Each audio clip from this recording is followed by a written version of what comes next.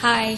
I was wondering, because I followed your campaign quite a bit for the last 2 months, and I was wondering what more can we do with the government, because I've actually written letters to them, and I've got no response from MTI, from STB, and I think that they should play a bigger role in this, because this affects society. Singaporean society is giving us a bad name. It's a Malaysian company coming into Singapore to give us a bad name. So I'm really not on for that. And what can we do? We don't have a permit for a political talk. It's not the permit here is for though. a civil talk. I mean, I grew up in the society believing kidding. that my government takes care of us. It's a benevolent government. So, I mean, it should worry about what people think of Singapore, because we're trying to strive for the first world nation, a first world country, and most of us are first world people. It's just that for this one silly incident, it can tarnish it all. And I've asked the government to reply to this, and I haven't got any response.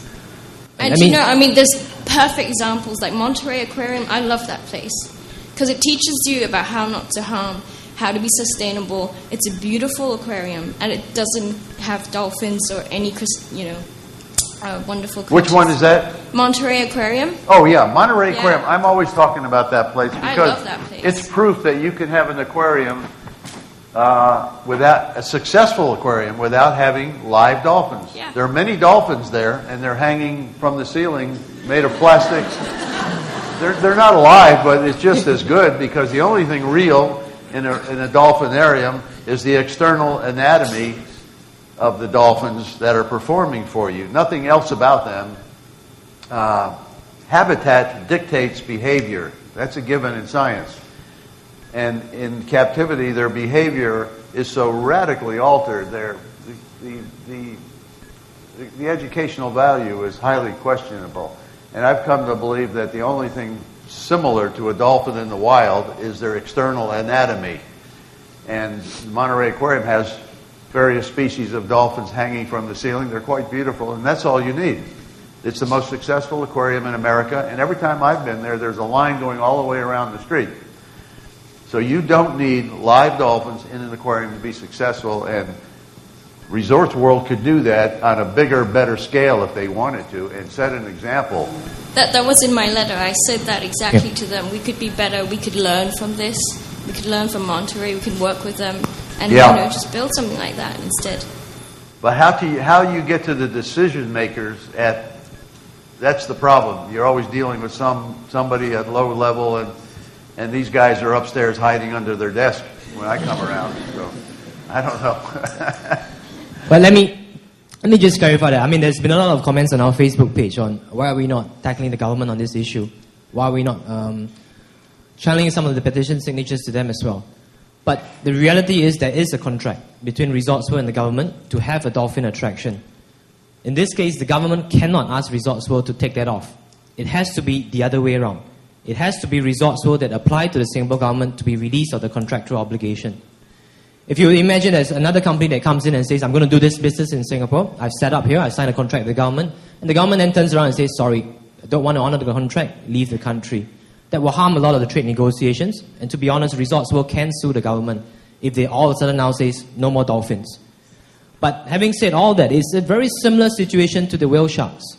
Again, as I've explained just now, Resorts World also put in a whale shark attraction in their bid, which they did sign a contract with the government to say we're going to have whale sharks here in Singapore, in the Marine Life Park. But similarly, what they've done is they've applied to the government now to be released of that contractual obligation. So the government plays a secondary role. We are meeting up with the government officials. We won't name the names there. We are meeting up with the decision makers to close down negotiations again. But we hope that when the time comes, and it will come, when Resorts World says, I want to shelve the plans, I'm going to apply to the government to be released of this contractual obligation, the government will then say, yes, no more dolphins. So we're working on both angles. Again, I can't give you more details with the government because we have agreed it will be a closed down negotiation for now. Should we still object if Resorts will decide to get captive-born dolphins from other aquariums? Well, I'll address the captive dolphin breeding. I don't think there's any reason in the world to breed dolphins in captivity. From my experience, I was at a dolphin show today, with some journalists. I sat through half of it. I can only do about half. I get so depressed. I walk out. I did 2 of them in Bangkok day before yesterday. And anybody watching a dolphin show would have to conclude, if they were honest with themselves, that what they just witnessed was a spectacle of dominance. And it teaches us that dominance is good, dominance is right, dominance works. It's a form of bad education. So if we're breeding dolphins to perform in these dolphin shows, it's a bad idea. There's no reason for a dolphin to be born in captivity. We really need to get into birth control. The research they're doing is research in artificial insemination to grow more baby dolphins, because people will pay to see a cute baby dolphin. But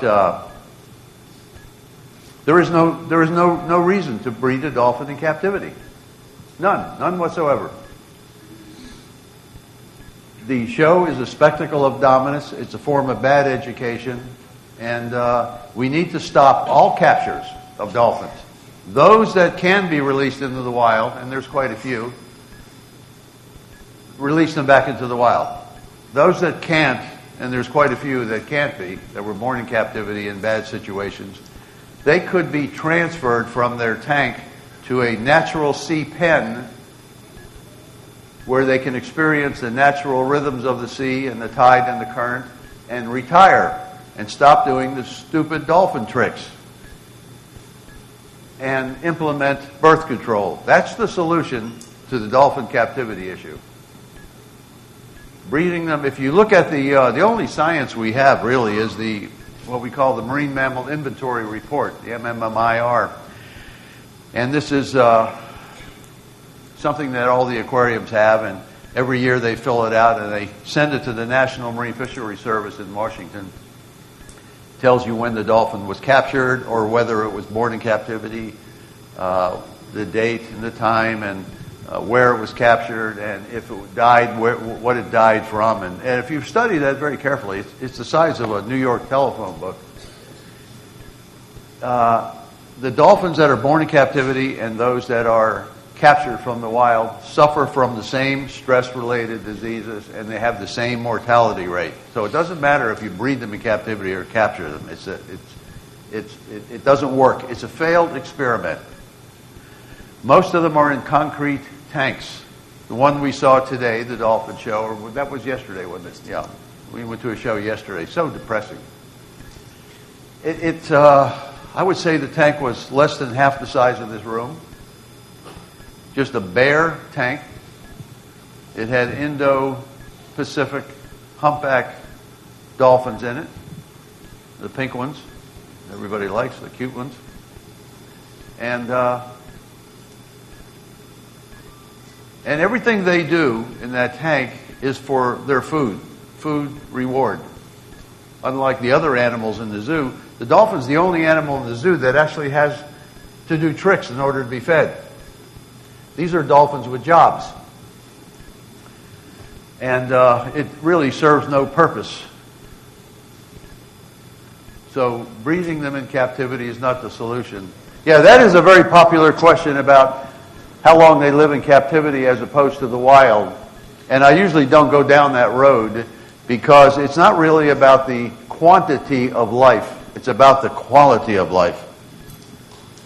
I could live in this.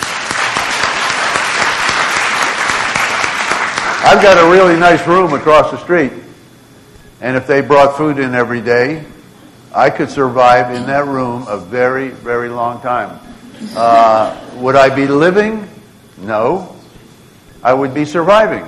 At some point, I would like to go for a walk. And living is doing things. Dolphins in captivity, some of them survive that for a very long time. Others don't.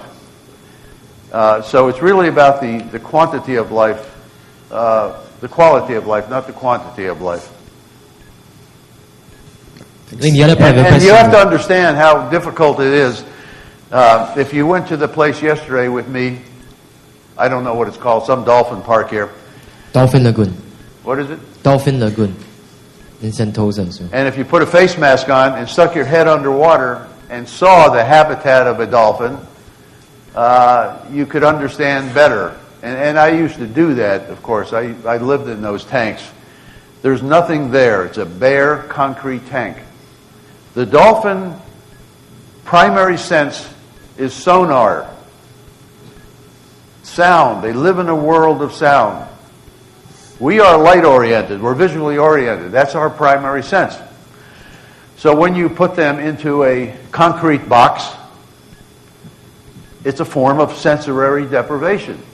Is sensory deprivation stressful? Of course it is. They're also free-ranging, meaning they travel about 50 miles a day doing lots of different stuff. That's another form of sensory deprivation.